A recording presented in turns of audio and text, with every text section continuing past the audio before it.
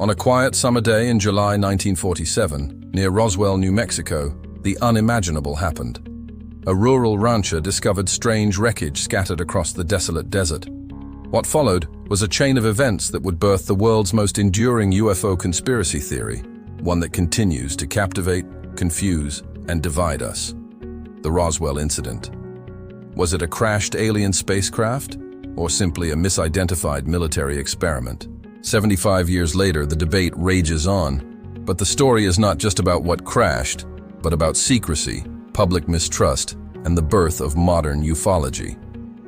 Tonight we dissect the evidence, the cover-ups, and the final official reports to ask the question, what really happened in Roswell?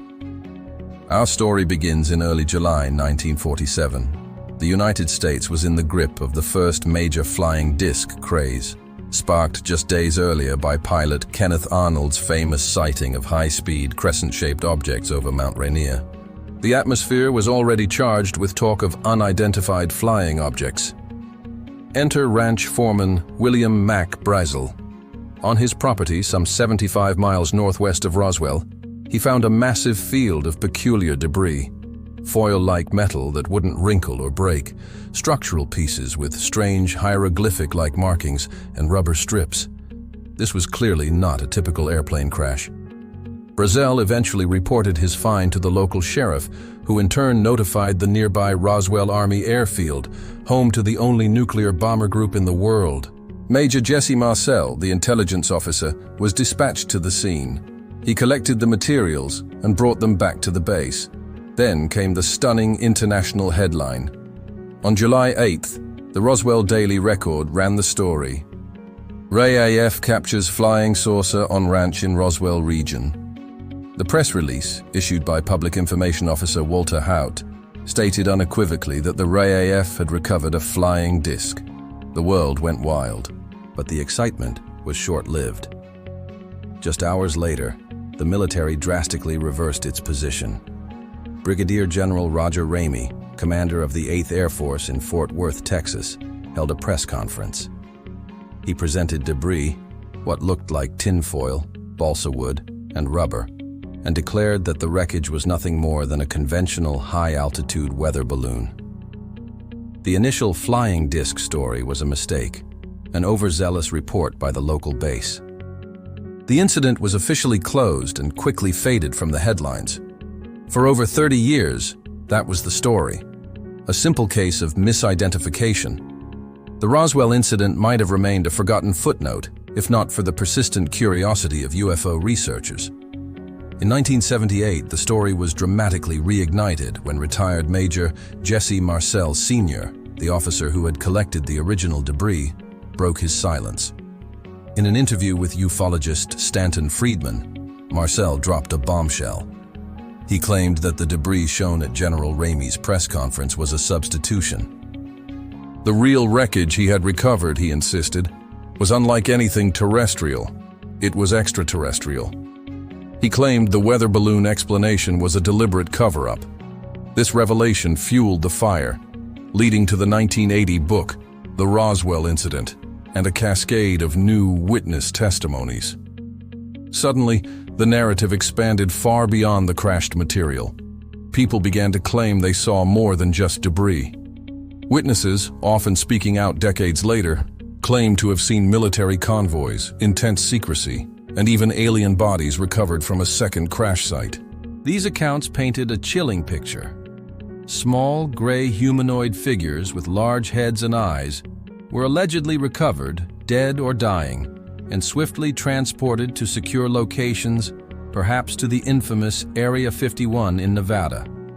The government, according to the growing conspiracy, was actively concealing irrefutable proof of alien visitation. The theories multiplied.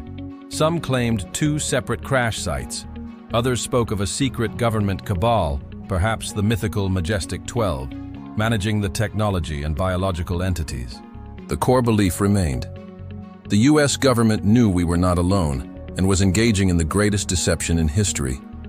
Under intense public pressure and a congressional inquiry in the 1990s, the U.S. Air Force was compelled to reopen the investigation and provide a definitive accounting of what happened in 1947. Their response came in two comprehensive reports, one in 1994 and a follow-up in 1997.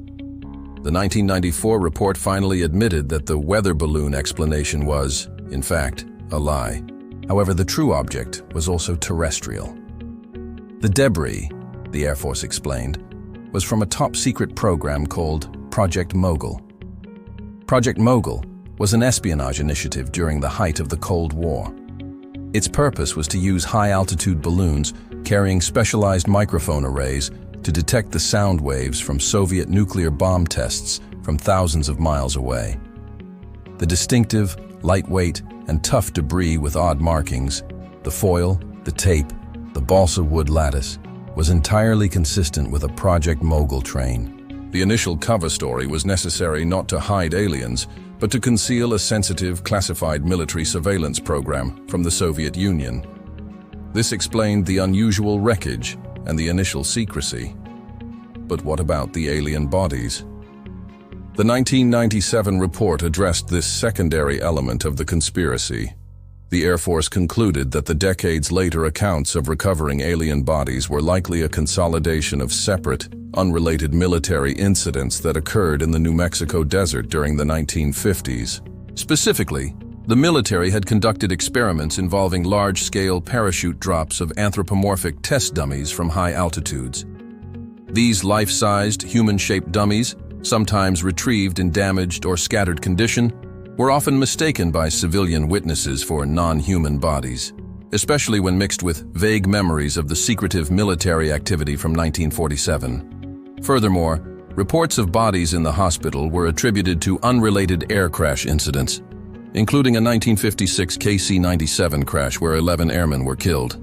According to the official conclusion, the passage of time and the power of suggestion had fused these separate, highly sensitive, but non-alien events into a single, sensational memory: the crash of an extraterrestrial vehicle and the recovery of its occupants.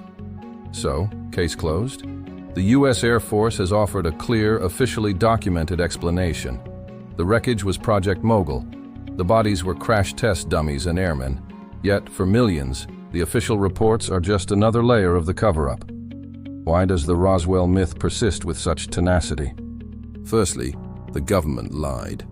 They admitted the initial weather balloon story was false, instantly eroding public trust and giving credibility to the idea that they would and did lie again to conceal the truth.